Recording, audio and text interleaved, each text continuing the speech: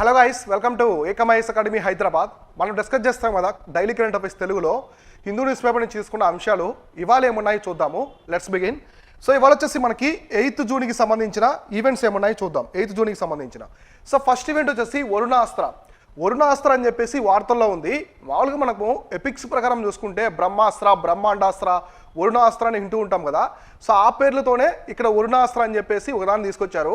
వరుణ అంటే మీకు అర్థమై ఉంటుంది. సో ఇదేదో ఖచ్చితంగా వాటర్కి సంబంధించినది. వరుణ అంటే ఏంటి, మనకి రెయిన్ అని అర్థం అనమాట. సో వరుణుడు అంటే వర్షం కురిపించేవాడు అని చెప్పేసి పిలుస్తుంటాం కదా. సో అలానే వరుణాస్త్ర అంటే ఖచ్చితంగా ఇది వాటర్కి సంబంధించింది. ఇట్లా కీవర్డ్స్ స్మార్ట్ గెసింగ్ ద్వారా చూడొచ్చు అనమాట. ఖచ్చితంగా వరుణాస్త్ర అంటే ఇది వాటర్కి సంబంధించినటువంటి ఏదో అస్త్రం అని చెప్పేసి మనకు తెలుస్తుంది. ఇప్పుడు ఇక్కడ వచ్చేసి ఏమి ఇచ్చారండి రీసెంట్గా. So indigenously designed and developed heavy weight torpedo. So heavy weight torpedo Varunastra. So ఇదేంటంటే టోర్పెడో అనమాట. So heavy weight torpedo. So torpedo తెలుసు కదా మీకు, మిసైల్స్ లాగే మనకి సబ్మెరైన్స్ నుంచి వాటి నుంచి లాంచ్ చేస్తూ ఉంటారు. సో సబ్మెరైన్స్ నుంచి లాంచ్ చేస్తూ ఉంటారు. సో వచ్చేసి ఏంటంటే heavy weight torpedo. So heavy weight torpedo ఇది ఇండిజినస్గా తయారు చేశారు. అంటే మన స్వదేశీ పరిజ్ఞానంతోనే మనం తయారు చేసుకున్నాం, అంతే తప్ప ఏదో ఒక దేశం యొక్క సహాయం అనేది ఇందులో తీసుకోలేదన్నమాట. సో తయారు చేసిన ఈ Varunastra was recently successfully testified with a live war head against the under see target by the Indian navy. So ఇది ఇండియన్ నేవీకి సంబంధించినటువంటి టోర్పెడో. ఇక్కడ ఏం చేశారంటే దీన్ని టెస్ట్ ఫైరింగ్ చేశారనమాట. సో ఒక సబ్మెరైన్స్ నుంచి లాంచ్ చేశారు. అది వాటర్లో వెళ్ళి వాటర్ లోపలే అండర్ వాటర్లోనే హిట్ చేస్తుంది అనమాట. సో ఒక పెద్ద టార్గెట్ అయితే హిట్ చేసింది, సక్సెస్ఫుల్ అయింది అనమాట. ఇది మొత్తం కూడా టోర్పెడో సక్సెస్ఫుల్ అయింది కాబట్టి ఇప్పుడు ఇది ఇండియన్ నేవీలో జాయిన్ అయింది.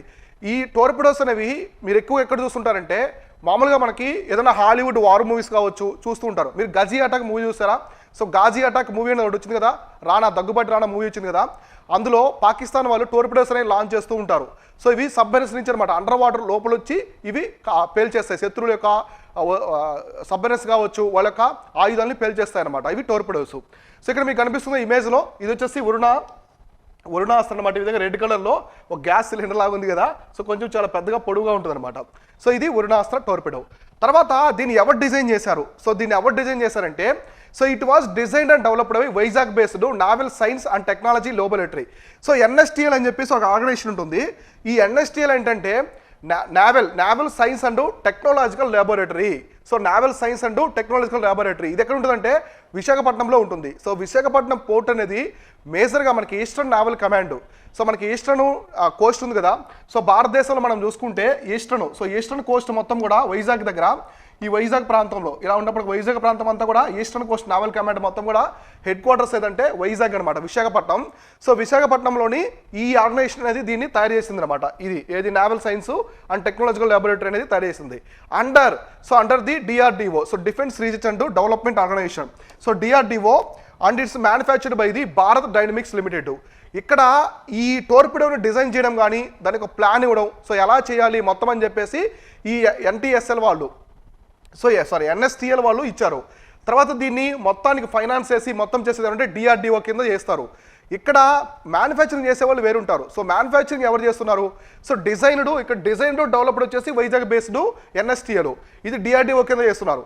కానీ దీన్ని మ్యానుఫ్యాక్చరింగ్ ఎవరు చేస్తున్నారంటే Bharat dynamics. So Bharat dynamics limited. So BDL ఉంది కదా, భారత్ డైనమిక్స్ లిమిటెడ్ మన భారతదేశంలోని డిఫెన్స్కి చాలా ప్రొడక్ట్స్ని తయారు చేస్తూ ఉంటుంది. సో ఇది మ్యానుఫ్యాక్చరింగ్ అనేది చేస్తూ ఉంటుంది. అది BDL. It's a central CPSE అనమాట. సెంట్రల్ పబ్లిక్ ఎంటర్ప్రైజ్ సర్వీస్ అనమాట ఇది లిమిటెడ్.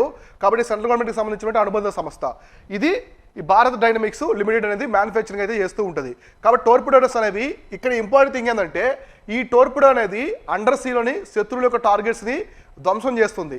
ఆల్ వెదర్ సిస్టమ్స్లో మనము ఈ సబ్మెరైన్స్ నుంచి ఆల్ సబ్మెరైన్స్ అనమాట, ఇక్కడ గుర్తుపెట్టుకోండి, ఆల్ సబ్మెరైన్స్ నుంచి అన్ని క్లాసెస్ అన్ని మోడల్స్ ఉంటాయి సబ్మెరైన్స్లో, అన్ని క్లాసెస్ యొక్క సబ్మెరైన్స్ నుంచి కూడా దీన్ని అయితే లాంచ్ చేయొచ్చు అనమాట.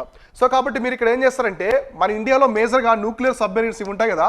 సో మన ఇండియాలో ఉన్నటువంటి సబ్మెరైన్స్ అన్ని కూడా ఒకసారి లిస్ట్ అవుట్ చేసి పెట్టుకోండి. ఇంతకుముందు వచ్చేసి మన డైలీ కరెంట్ అఫైర్స్లో చాలాసార్లు మనము సబ్మెరైన్స్ గురించి ఐఎన్ఎస్ అరిహంత్ ఇలా ఉంటాయి కదా, వాటి గురించి మనం చాలాసార్లు డిస్కస్ చేసుకున్నాం. ఈ 1 yearలో ఉన్నటువంటి సబ్మెరైన్స్ ఏమున్నాయి వాటి గురించి అయితే క్లియర్గా నోట్ చేసుకోవాలి. సో నెక్స్ట్ వచ్చేసి హోమో నలేడి అని చెప్పేసి వార్తల్లో ఉంది. మామూలుగా మనకి హోమోసేపియన్స్ గురించి ఉంటాం. సో హోమోసేపియన్స్ అంటే మన యొక్క మానవులకి దగ్గరగా ఉన్నటువంటి పూర్వీకులు అనమాట, మన యొక్క యాన్సిస్టర్స్ పూర్వీకులు. అంటే మోడర్న్ హ్యూమన్ అనేది హోమో సేపియన్స్ నుంచి వచ్చారనమాట. సో ఇట్లా మనం వింటుంటాం. ఇప్పుడు హోమో నలేడి అని చెప్పేసి వార్తల్లో ఉంది. ఇది ఎందుకు వార్తలకు వచ్చి చూద్దాం. ఇక్కడ మీకు కనిపిస్తుంది కదా ఇమేజ్, ఇది వచ్చేసి ఎవరంటే హోమో నలేడి అనమాట, ఆ ఫీచర్స్ ఉన్నటువంటి పర్సన్. సో హోమో నలేడి ఇక్కడ నుంచి వీళ్ళు వచ్చారు, వీళ్ళే మన యాన్సిస్టర్స్ అనమాట. వీళ్ళందరూ కూడా మన పూర్వీకులు. వీళ్ళు ఆల్మోస్ట్ మనకి 3 lakhs ఇయర్స్ ముందు అయితే భూమి మీద అయితే ఉన్నారనమాట. సో వాళ్ళ నుంచి ఎవాల్యుయేషన్ అవుతూ మానవులు మనం ఇలా ఉన్నాం. సో ఇప్పుడు ఈ హోమో నలేడి అనేది ఎందుకు వార్తల్లోకి వచ్చింది, ఎక్కడ వీళ్ళని కనిపెట్టారనేది చూద్దాం. సో ఇక్కడ చూడండి పాలియో. సో పాలియో ఆంథ్రోపాలజిస్ట్ అంటే వీళ్ళు మామూలుగా మనకి ఏన్షియంట్ టైంలో పురావశాస్త్రం జరిగిన పురాతన కాలంలో, సో పురాతన కాలంలో మానవజాతి శాస్త్రవేత్తలు అంటే స్టడీ ఆఫ్ హ్యూమన్స్ ఏమంటారు, ఆంథ్రోపాలజీ అంటారు. కాబట్టి వీళ్ళు శాస్త్రవేత్తలు ఏం చేశారంటే have recently uncovered evidence. So ఒక సాక్ష్యాన్ని అయితే వీళ్ళు ఎవిడెన్స్ అనేది వీళ్ళకి చిక్కిందనమాట. అదేంటంటే that suggest that the Homo naledi. So Homo naledi and extinct human species that lived 100,000 of years ago may have buried their dead and carved meaning symbols in the cave అనమాట. So ఇప్పుడు ఏమైందంటే కొన్ని వందల వేల సంవత్సరాల క్రితం ఈ homo నలేడి అనేవాళ్ళు ఎక్స్టింక్ట్ అయిపోయారు, అంటే అంతరించిపోయారు అనమాట. వీళ్ళ యొక్క జాతి అనేది అంతరించిపోయింది. మానవుల్లో ఏదైనా జాతి అంతరించిపోయిందా అంటే మన మానవులకు ముందు హోమో సేపియన్స్కి ముందు వాళ్ళు హోమో నలేడి అనమాట, వాళ్ళు ఎక్స్టింక్ట్ అయిపోయారు, అంతరించిపోయారు. అయితే వాళ్ళు చనిపోయినప్పుడు వాళ్ళలో ఉన్నటువంటి వాళ్ళని ఖననం చేస్తారు కదా. సో ఖననం చేసినప్పుడు వాళ్ళని మట్టిలో పూడ్చారనమాట. అక్కడ కొన్ని సింబల్స్ అనేవి పెడతారు. అప్పుడు మనకి ఈజిప్టు నాగరికతలో కావచ్చు, సింధు నాగరికతలో మనకి కొన్ని సింబల్స్ కావచ్చు, అవన్నీ కూడా బరియల్ గ్రౌండ్స్లో పెట్టేవాళ్ళు అనమాట. వాటిని ఇప్పుడు ఈ మానవజాతి శాస్త్రవేత్తలు ఆంథ్రోపాలజిస్ట్ అనేవాళ్ళు ఎవిడెన్స్లో తీసుకున్నారనమాట. సో ఈ ప్రాంతంలో ఎక్కడ తీసుకున్నారంటే మేజర్గా వచ్చేసి ఇక్కడ ఈ హోమో నలేడికి సంబంధించిన ఎవిడెన్స్ అనేది తీసుకున్నారు. అందువల్ల ఇది కంప్లీట్గా వార్తలు అయితే ఉందన్నమాట. ఇప్పుడు మనం ఈ హోమో నలేడికి సంబంధించి అసలు వీళ్ళు ఎవరు, ఈ హోమో నలేడి అనే వాళ్ళు ఎవరు, ఎన్ని వేల సంవత్సరాల క్రితం భూమి మీద ఉన్నారు, వాళ్ళు ఎలా ఎక్స్టెంట్ అయిపోయారు అనేది ఇప్పుడు చూద్దాం. మేజర్ ఏ కంట్రీస్లో వీళ్ళు ఎక్కువగా ఉన్నారు, ఏ ప్రాంతం అనేది ఇప్పుడు మనం చూద్దాం. ఇక్కడ చూడండి, Homo naledi is a previously unknown species of the extinct hominin. So మనకి హోమినిన్ అని చెప్పేసి చాలా రకాలుగా పిలుస్తుంటారు. సో హోమో సేపియన్స్ అంటారు మోడర్న్ హ్యూమన్స్ని. సో తర్వాత దానికంటే ముందు మనకి హోమో నలేడి ఉన్నారు, నియార్థెండ్రల్స్ ఉన్నారు, తర్వాత హోమినిన్ అంటారు. కాబట్టి ఇప్పుడు హోమినిన్ ఉన్నారు కదా, వాళ్ళకి అన్నోన్ స్పీసీస్ అనమాట. ప్రీవియస్లీ ఉన్నటువంటి హోమినిన్కి వీళ్ళు సబ్ గ్రూప్లా ఉన్నారు, ఎవరు హోమో నలేడి అనేవాళ్ళు. వీళ్ళు ఏ ప్రాంతంలో ఉన్నారు అనేది ఇక్కడ ఇంపార్టెంట్. సో ఇక్కడ చూడండి fossil of Homo naledi were first discovered in the Dinaledi. So Dinaledi Chamber of the Rising Star Cave. So Rising Star Cave అని చెప్పేసి ఈ కేవ్ అనమాట, ఒక గుహ. రైజింగ్ స్టార్ కేవ్ అని చెప్పేసి ఒక గుహ ఉంటుంది. ఆ గుహ ఎక్కడ ఉందంటే ఇక్కడ డెనలేడి ఛాంబర్ అనే ఒక ప్రాంతం అనమాట. అది ఈ రైజింగ్ స్టార్ కేవ్లో ఉంటుంది. ఇది ఎక్కడుందంటే సౌత్ ఆఫ్రికా. సో దక్షిణాఫ్రికా ఉంది కదా, దక్షిణాఫ్రికాలో మొట్టమొదటిసారి ఈ హోమో నలేడికి సంబంధించినటువంటి ఫాజిల్స్ అంటే శిలాజాలు, అంటే వాళ్ళు చనిపోతారు కదా, వాళ్ళ శిలాజాలని కనిపెట్టారు అనమాట ఎవరు, సైంటిస్టులు. So during the expedition led by the Lee Berger beginning of the October 2013. So 2013లో 2013 సంవత్సరంలో మొట్టమొదటిసారి అయితే వీటిని కనిపెట్టారు. ఈ హోమో నలేడికి సంబంధించిన శిలాజాలు అనేవి వీళ్ళు కనిపెట్టారు. ఎక్కడ, సౌత్ ఆఫ్రికాలోని రైజింగ్ స్టార్ కేవ్ అనే దాంట్లో కనిపెట్టారు. తర్వాత this excavation remains the largest collection of single hominin species that has been found in the Africa. So మనకి చాలా రోజుల నుంచి మనం చెప్పుకుంటూ ఉంటాం, చిన్నప్పుడు కూడా మనకి పెద్దవాళ్ళు చెప్తూ ఉంటారు. సో మానవులంతా కూడా ఆఫ్రికా నుంచి అన్ని కాంటినెంట్స్కి వెళ్ళిపోయారు, మైగ్రేట్ అయ్యారు. సో మానవులు పుట్టింది ఈ చింపాంజీ నుంచి, గెరిలా నుంచి చెప్తుంటారు కదా.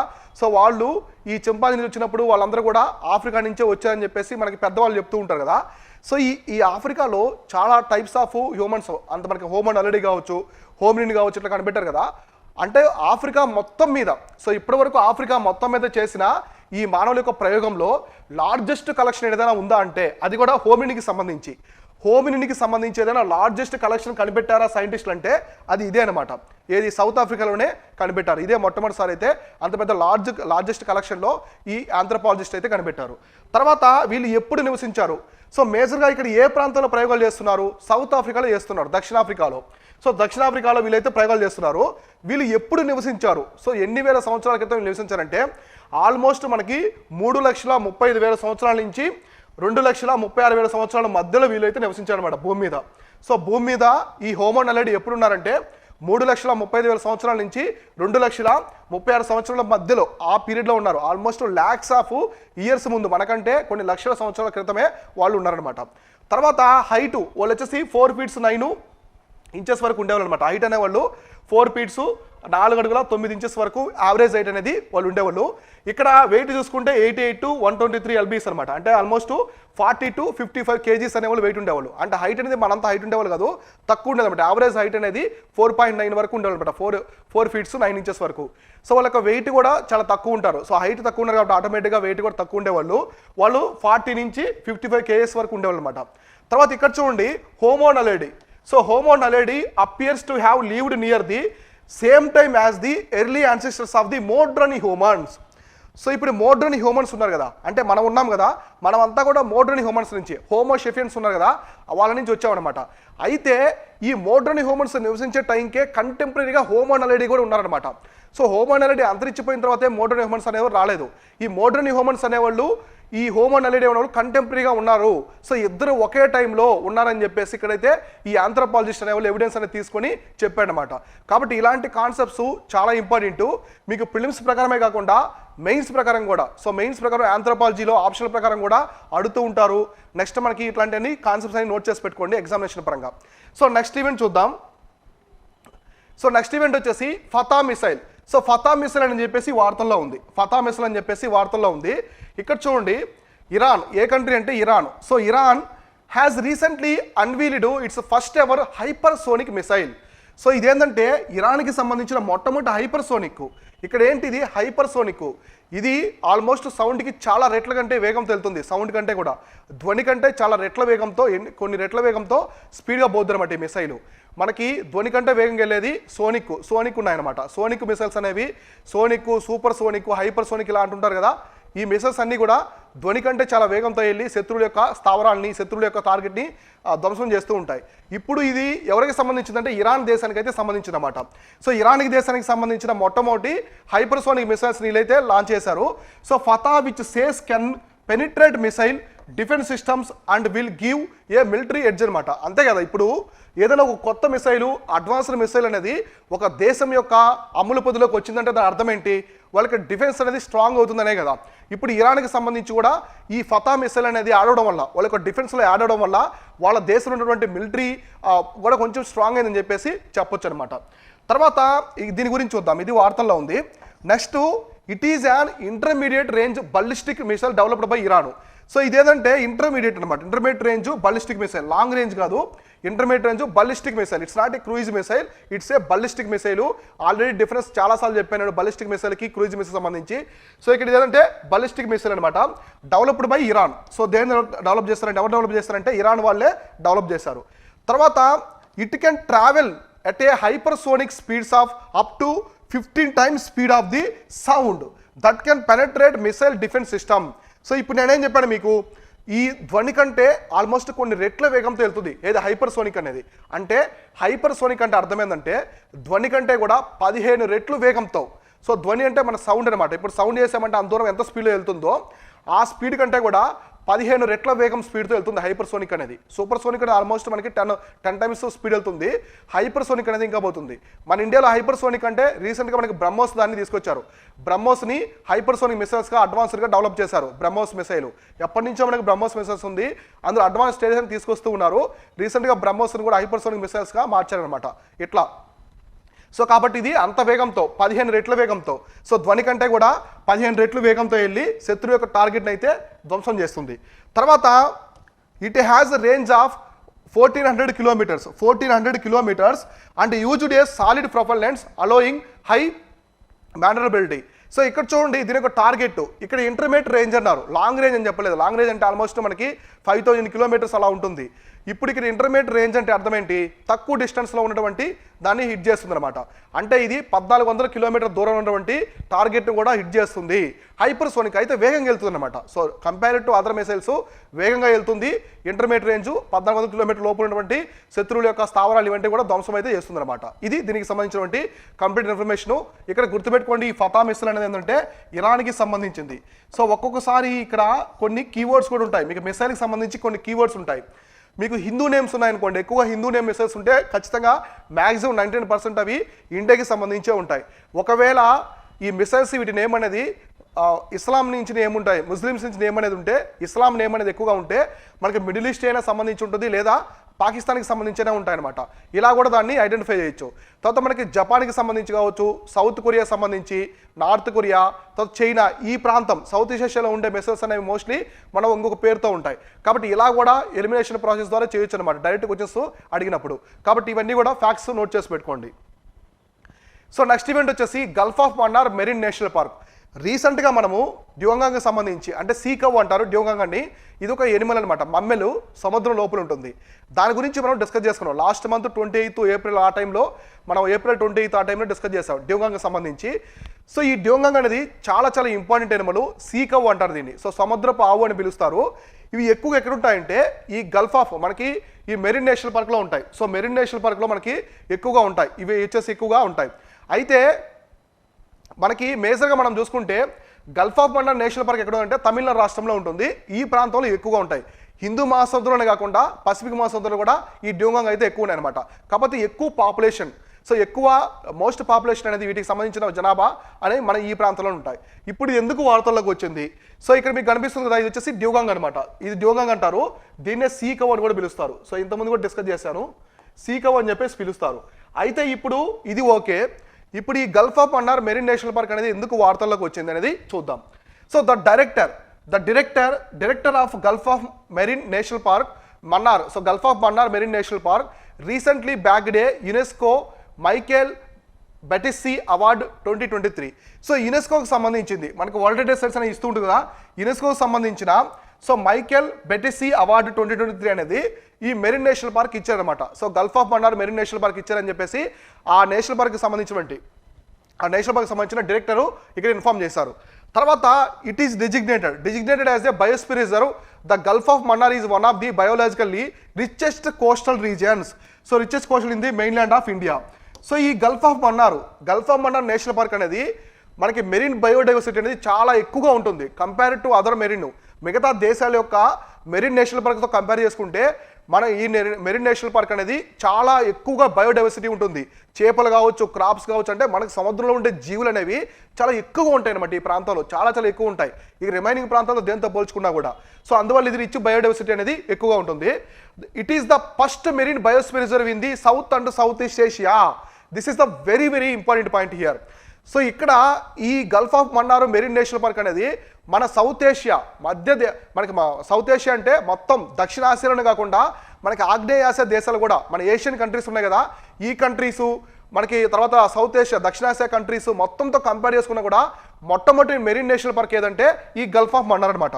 కాబట్టి సౌత్ అండ్ సౌత్ ఈస్ట్ ఏషియాలో కూడా మొట్టమొదటి మెరీన్ నేషనల్ పార్క్ ఏదంటే ఈ Gulf of Mannar National park అనమాట. సో లొకేషన్ తెలుసు కదా మీకు, ఇది తమిళనాడు రాష్ట్రంలోని తుత్తుకూడి. సో తుత్తుకూడి ఒకటి, ధనుష్కోడి. సో ధనుష్కోడి ఐలాండ్స్ తుత్తుకూడి జిల్లా అనమాట. తుత్తుకూడి అనేది one of the district in Tamil Nadu. ఈ ప్రాంతంలో ఈ Gulf of Mannar marine national park అయితే ఉంది. చాలాసార్లు వార్తలకు వచ్చింది. సో ఈ కాన్సెప్ట్ అనేది చాలాసార్లు వార్తలకు వచ్చింది కాబట్టి క్లారిటీగా అయితే గుర్తుపెట్టుకోండి. సో నెక్స్ట్ ఈ డ్యూగాంగ్ గురించి కూడా చూసుకోండి, ఎగ్జామినేషన్ పరంగా ఇంపార్టెంట్. సో తర్వాత ఈవెంట్ వచ్చేసి మనకి, సో ఇక్కడ చూడండి కకౌకా డ్యామ్ అని చెప్పేసి ఒకటి వార్తల్లో ఉంది. సో కకౌకా డ్యామ్ అని చెప్పేసి వార్తల్లో ఉంది. సో ఇది ఎక్కడ ఉంది, నేమే చాలా డిఫరెంట్గా ఉంది. ఇది ఏ కంట్రీలో ఉందని చెప్పేసి చాలా మంది అనుకుంటూ ఉంటారు. ఇదైతే so the Kakhovka dam is in Ukraine. So ఇది ఉక్రెయిన్లో ఉందన్నమాట. ఈ డ్యామ్ వచ్చేసి ఎక్కడ ఉందంటే ఉక్రెయిన్ దేశంలో అయితే ఉంది. ఇక్కడ ఏం జరిగిందంటే మామూలుగానే ఇప్పుడు యుద్ధం జరుగుతూ ఉంది. సో రష్యాకి తర్వాత ఉక్రెయిన్కి అయితే యుద్ధం జరుగుతూ ఉంది. ఈ టైంలో ఈ డ్యామ్ వల్ల వరదలు వచ్చేసాయి. సో వరదలు వచ్చాయి. ఇక్కడ ఇంపార్టెంట్ థింగ్ ఏంటంటే ఉక్రెయిన్ మీద దాడి చేస్తున్న రష్యా అనేది ఎప్పుడు ఆక్రమించేసింది ఈ డ్యామ్ పరిసర ప్రాంతాల మొత్తాన్ని కూడా. రష్యా ఇనిషియల్ మనకి యుద్ధం వచ్చిన మొదట్లోనే ఆక్రమించేసింది. అయితే ఇప్పుడు వరదలు రావడం వల్ల ఒక పెద్ద బీభత్సం అయిందనమాట. సో ఆల్రెడీ మూలిగే నక్క మీద తాటికాయ పడ్డట్టు అంటారు కదా, సో అట్లా అయితే జరిగిందనమాట. సో ఇక్కడ ఏం జరిగిందంటే మొత్తం ఫ్లడ్స్ వచ్చేసింది ఈ వార్ జోన్లో, మొత్తం ఎక్స్టెన్సివ్ ఫ్లడ్ అనమాట. మొత్తం వరదలు వచ్చేసాయి. ఒక పక్క యుద్ధం జరుగుతుంది, మళ్ళీ వరదలు వచ్చేసాయి. సో ఇట్లా అనమాట. ఇక్కడ చూడండి ఈ డ్యామ్ అంతా కూడా కొలాప్స్ అయిపోయి మొత్తం వాటర్ అంతా కూడా సిటీస్లోకి వచ్చేసాయి. సిటీస్లోకి వచ్చేసి రష్యన్ సోల్జర్స్ని చాలా వరకు కూడా ఇబ్బంది పెట్టాయి. సో మూలిగే నక్క మీద తాటికాయ పడ్డట్టుగా.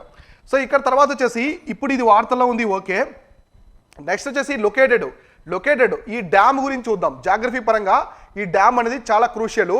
ఈ డ్యామ్ నిర్మించిన రివర్ కూడా important.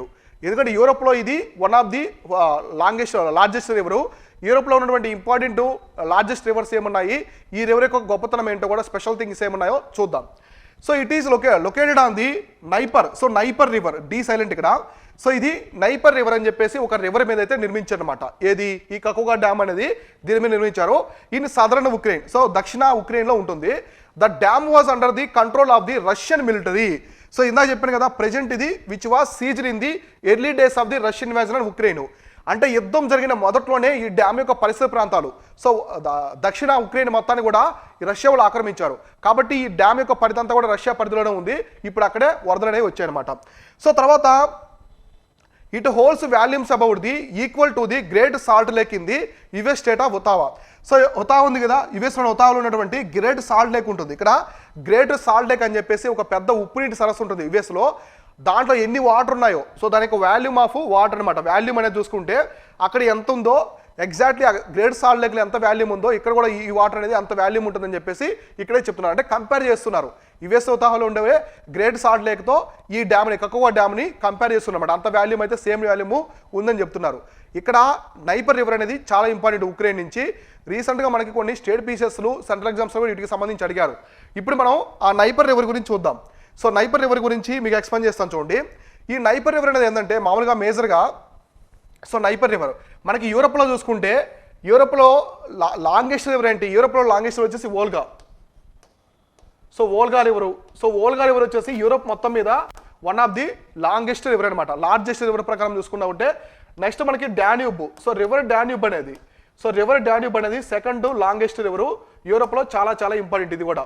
So Danube river, Volga river, ఈ రెండు కూడా ఇంపార్టెంట్. తర్వాత మనకి ప్యారిస్ అనేది సీన్ రివర్ కింద, సీన్ రివర్ యొక్క ఒడ్డున ఉంటుంది. టైబర్ రివర్ కూడా ఇంపార్టెంట్ యూరోప్లో. టైబర్ రివర్ అనేది ఎక్కడ ఉంటుంది, రోమ్ సిటీ ఉంది కదా, రోమ్ సిటీ టైబర్ రివర్ యొక్క ఒడ్డునే ఉంటుంది అనమాట. అయితే ఇప్పుడు ఈ నైపర్ రివర్ ఉంది కదా, ఈ నైపర్ రివర్ అనేది యూరోప్లో 4th లార్జెస్ట్ రివర్ అనమాట. సో యూరోప్లో ఏదైనా పెద్ద నదులు ఉన్నాయంటే అది 4th లార్జెస్ట్ రివర్ ఏదంటే యూరోప్లో ఉండే NIPER river. So next event చూద్దాం. సో నెక్స్ట్ ఈవెంట్ వచ్చేసి ఇండియా సూరినామ్. సో సూరినామ్ ఉంది కదా, ఈ దేశానికి రీసెంట్గా మన ఇండియాకి సంబంధించిన రాష్ట్రపతి వెళ్ళారు. దానికి సంబంధించి ఏదో చూద్దాం. So president Droupadi Murmu is on the 3-day visit to the Suriname. So Suriname అనే కంట్రీకి మన భారత రాష్ట్రపతి గారు ద్రౌపది ముర్ము గారు అయితే విజిట్ చేయడానికి వెళ్ళారనమాట. సో ఇక్కడ సూరినామ్కి వెళ్ళినటువంటి రాష్ట్రపతి చాలా మొట్టమొదటిసారి కూడా ఈమె అనమాట. ఎట్లా చూద్దాము. She has been decorated with the highest civilian order of the Suriname. ఈ కంట్రీకి సంబంధించిన హైయెస్ట్ సివిలియన్ అనమాట. మనకి భారతరత్న ఎలాగో, ఇండియాలో భారతరత్న ఎలాగో అనే సూరినామ్ ఈ దేశానికి సంబంధించిన హైయెస్ట్ సివిలియన్ అవార్డు ఏంటంటే the grand order of the chain of the yellow star. భారతదేశానికి భారతరత్న ఎలాగో ఈ దేశానికి ఇది ఎలాగనమాట. The grand order of the chain of the yellow star అనేది దీన్ని మన ద్రౌపది ముర్ము గారికి అయితే ఇస్తారనమాట ఈ అవార్డుని. సో ఆ దేశానికి సంబంధించిన హైయెస్ట్ సివిలియన్ అవార్డుని మన భారత రాష్ట్రపతి గారికి అయితే ఇచ్చారు. తర్వాత she is the first Indian to receive this award. So ఇదనమాట ఇందాక నేను చెప్పిన కదా, సూరినామ్ యొక్క ఆ దేశానికి సంబంధించినటువంటి అతి ప్రతిష్టాత్మకమైన పురస్కారాన్ని అందుకున్నటువంటి ప్రెసిడెంట్ కూడా ఎవరంటే ఈమె ద్రౌపది ముర్ము అనమాట, మన ఇండియన్ ప్రెసిడెంట్స్లో. తర్వాత ఫస్ట్ ఇండియన్ కూడా ఈమె. The president Murmu pays homage to the Baba and Mai monument and the so Mama Sranan మోన్యుమెంట్. So ఇక్కడ ఒక మోన్యుమెంట్ అయితే చాలా ఇంపార్టెంట్. ఈ కంట్రీలో ఒక మోన్యుమెంట్ అనేది చాలా చాలా ఇంపార్టెంట్. మనకు ఉంటాయి కదా మోన్యుమెంట్స్. సో తర్వాత మోన్యుమెంట్ అంటే మనకి ఏదైనా హిస్టారికల్ ఇంపార్టెన్స్ అనమాట. హిస్టారికల్ ఇంపార్టెన్స్ ఉండే మోన్యుమెంట్స్ ఉంటాయి కదా, దానికి ఆమె ట్రిబ్యూట్స్, పేస్ ట్రిబ్యూట్ అనమాట. సో హోమేజ్ కూడా పేస్ హోమేజ్. ఈ మోన్యుమెంట్ ఏంటంటే ఇక్కడ important. So Baba and Mai monument. ఇంకోటి వచ్చేసి మామా శ్రణన్ మోన్యుమెంటు. ఈ మోన్యుమెంట్కి ఆమె pays homage to this monument. ఇది గుర్తుపెట్టుకోండి. ఈ మోన్యుమెంట్ ఎక్కడ ఉందంటే సూరినామ్ కంట్రీలో అయితే ఉందన్నమాట. సో ఆ హైయెస్ట్ సివిలియన్ అవార్డు తీసుకున్నటువంటి మొట్టమొదటి ఇండియన్, అలాగే ఇండియన్ ప్రెసిడెంట్ కూడా ఎవరంటే ద్రౌపది ముర్ము గారు. సో కాబట్టి ఈ కంట్రీకి సంబంధించి జాగ్రత్త పరంగా కూడా చూసుకోవాలి. సో తర్వాత వచ్చేసి నెక్స్ట్ ఈవెంట్ గుమ్తి. సో గుమ్తి అని చెప్పేసి ఒకటి వార్తల్లో ఉంది. మామూలుగా ట్రైన్ యాక్సిడెంట్ జరిగింది కదా ఒడిశా రాష్ట్రంలో. ట్రైన్ యాక్సిడెంట్ జరిగిన తర్వాత ఈ ఓటు అనేది వార్తల్లోకి వచ్చింది, చాలా మంది తెలిసే ఉంటుంది. ఈ ఓడ్ అనేది దేనికి సంబంధించిన అంటే రైల్వేకి సంబంధించిన. సో టర్మ్ అనేది రైల్వేకి సంబంధించినటువంటి టర్మ్ అనమాట. So that the Indian Railways has decided to secure the gumtis days after a devastating the Odisha accident in the Odisha. So ఒడిశాలో 3-way యాక్సిడెంట్ జరిగిన తర్వాత ఈ గూమ్టీకి సంబంధించి అలర్ట్ చేశారనమాట. మొత్తం ఇండియాలో ఉండే రైల్వేస్ దగ్గర ఉండే మొత్తం గూమ్టీస్ మొత్తాన్ని కూడా అలర్ట్ చేశారు. ఇక్కడ నుంచి సీరియస్గా తీసుకోవాలి, ప్రతి ఒక్కరు కూడా అలర్ట్గా ఉండాలని చెప్పేసి చెప్పారనమాట. అయితే ఏంటి ఈ గూమ్టీస్ అనేది ఏంటి, చాలా మందికి ఐడియా ఉండకపోవచ్చు. మనము ట్రైన్లో వెళ్తున్నప్పుడు మనకి స్టేషన్ దగ్గర కొన్ని కనిపిస్తాయి చూడండి. స్టేషన్ మాస్టర్ వచ్చేసి జెండా ఊపుతుంటారు, సిగ్నల్కి సంబంధించి అన్నీ ఉంటాయి. అంటే రైల్వే క్రాసింగ్ ఉంటుంది కదా, క్రాసింగ్ దగ్గర పాయింట్ ఆఫ్ యాక్షన్ మనకి పాయింట్ ఉంటుంది అనమాట. అక్కడ క్రాసింగ్ అవన్నీ చేస్తుంటారు కదా, అక్కడ అనమాట ఇట్లాంటివి కనిపిస్తూ ఉంటుంది చూడండి. మనకి రైల్వే ట్రాక్ ఉన్నప్పుడు, సో రైల్వే ట్రాక్స్ వెళ్తున్నప్పుడు మనకి ఇట్లాంటి బిల్డింగ్ అనేది ఒకటి కనిపిస్తూ ఉంటుంది. సో బిల్డింగ్ అనేది కనిపిస్తూ ఉంటాయి, చివరిలో ఉంటాయి అనమాట. అంటే నేటివ్ ప్లేస్ని బట్టి కడుతుంటారు. సో ఇట్లాంటివి మనకు కనిపిస్తూ ఉంటాయి ఎక్కువగా, ఒక్కో బిల్డింగ్ ఒక్కోలా ఉంటుంది. ఇవి కనిపిస్తుంటాయి కదా, ఇవే అనమాట గూమ్టీస్ అంటే. ఇక్కడ ఏం చేస్తారంటే ఆ వర్కింగ్ చేసి ఇక్కడ క్రాసింగ్స్ అన్ని చేంజ్ చేస్తూ ఉంటారు కదా, వాళ్ళంతా కూడా ఇక్కడ ఉంటారనమాట. వాళ్ళు చేంజ్ చేయడం వల్లే ఆ ట్రైన్ అనేది ఏ వేలో వెళ్ళాలని చెప్పేసి వాళ్ళు డిసైడ్ చేస్తారు. ఆ వే అనేది ఒక చిన్న మిస్టేక్ జరిగిన కూడా పెద్ద ప్రమాదాలు ఉంటాయి. కాబట్టి వీళ్ళు చాలా అలర్ట్గా ఉంటారు అనమాట. అక్కడ ఉండే వర్క్ ఫోర్స్ మొత్తం కూడా చాలా అలర్ట్గా ఉంటారు. ఇవి గూమ్టీస్. సో గూమ్టీ అంటే ఏంటంటే it's a small cabin. Small cabin అనేది crossings are near stations. So station దగ్గర ఉంటుంది క్రాసింగ్స్. మనకి జంక్షన్స్ ఉంటాయి కదా, ఎక్కువగా మనకి సికింద్రాబాద్ జంక్షన్స్ ఉంటాయి కదా, జంక్షన్ ఉండే ఏరియా దగ్గర ఎక్కువ క్రాసింగ్ పాయింట్స్లో ఈ గూమ్టీస్ అనేవి ఉంటాయి. చిన్న క్యాబిను, అందులో వీళ్ళు ఉంటారు. సో వీళ్ళు ఎవరు ఉంటారంటే అక్కడ ఈ రైల్వేకి సంబంధించిన ఎక్విప్మెంట్ మొత్తం కూడా అక్కడ ఉంటుంది అనమాట. రైల్వేకి సంబంధించిన ఎక్విప్మెంట్ మొత్తం కూడా అక్కడ ఉండి వాళ్ళు క్రాసింగ్స్ అన్ని చేస్తూ ఉంటారు. మనం చిన్నప్పుడు చూస్తుంటాం ఏదైనా మూవీస్లో హీరో మనకి సమరసింహారెడ్డి మూవీ ఉంది. సో బాలకృష్ణ సమరసింహారెడ్డి మూవీలో చూడండి, ఆయన పరిగెత్తుకుంటూ వెళ్తూ ఉంటే వాళ్ళ సిస్టర్ని కాపాడడానికి ట్రైన్ వస్తుంటే, సో బాలకృష్ణ గారి కాల్ అనేది ఇరుక్కుపోద్ది అనమాట ట్రైన్లో. సో అవి లాగితేనే మనం గట్టిగా దాన్ని పుల్ చేస్తేనే ఓపెన్ అవుతుంది అనమాట. అట్లాంటి క్రాసింగ్స్ ఉంటాయి కదా, అవన్నీ కూడా ఇక్కడ ఎక్విప్మెంట్స్ మొత్తం కూడా ఇక్కడే ఉంటాయి అనమాట గూమ్టీస్లో. తర్వాత in other words it houses a signalling equipment on railway stations. So రైల్వేకి సంబంధించిన సిగ్నలింగ్ ఎక్విప్మెంట్ కూడా ఇక్కడే ఉంటుంది. ఆ premises with a double lock arrangement. So double lock arrangement అని చెప్పేసి రైల్వేలో ఉంటుంది. ఇప్పుడు మనకి ఆ జంక్షన్ చూడండి ఎలా ఉంటుందో, సో గజిబిజిగా ఉంటుంది. ఈ మధ్య ఎక్కువగా మనం చూస్తున్న వీడియోస్లో కూడా చూస్తున్నాం, చైనాకి సంబంధించి కావచ్చు, ఏదైనా రష్యాకి సంబంధించిన గజిబిజిగా ఉంటాయి. అక్కడ వీళ్ళు చేంజ్ చేస్తూ ఉంటారు అనమాట.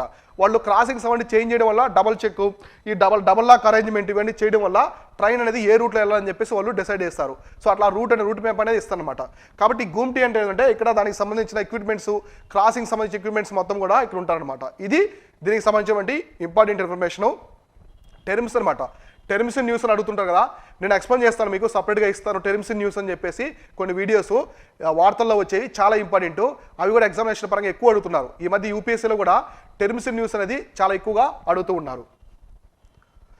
సో ఇవి వచ్చేసి ఇవాళ డైలీ కరెంట్ అఫైర్స్. ఇలానే ప్రతిరోజు మీకు హిందూ న్యూస్ పేపర్ నుంచి తీసుకునే కాన్సెప్ట్స్ అన్ని కూడా ఎక్స్ప్లెయిన్ చేస్తూ ఉంటాను. ఇవి యూపీఎస్సీ దగ్గర నుంచి ఏబీపీఎస్సీ, టీఎస్పీఎస్సీ అన్ని ఎగ్జామ్స్ కూడా మీకు చాలా వరకు కూడా ఉపయోగపడతాయి. ప్రతిరోజు ఫాలో అవుతూ ఉండండి. Thank you all.